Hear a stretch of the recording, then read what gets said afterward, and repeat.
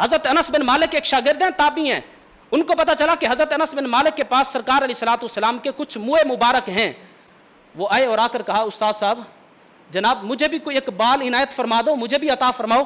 तो हजरत अनस बिन मालिक ने सरकार अलैहिस्सलाम का एक बाल मुबारक उनको दिया और देते हुए इरशाद फरमाया था, आपने फरमाया कि इस बाल मुबारक की कदर कीमत मुझ अनस से अगर पूछे मेरी निगाह में इसकी कितनी कदर कीमत है, आपने फरमाया कि अगर मेरे सामने एक तरफ दुनिया व माफीहा, दुनिया की सारी दौलत सारा माल रख दिया जाए और दूसरी तरफ सरवर आलम का एक बाल मुबारक हो और मुझ अनस को इख्तियार दिया जाए, चाहे तो सारी दुनिया ले ले चाहे तो सरकार का एक बाल ले ले।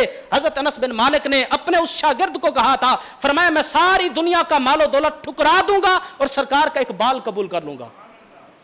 ये मेरे आका के बाल मुबारक की, मुए मुबारक की कदर कीमत सहाबा की नजर में थी।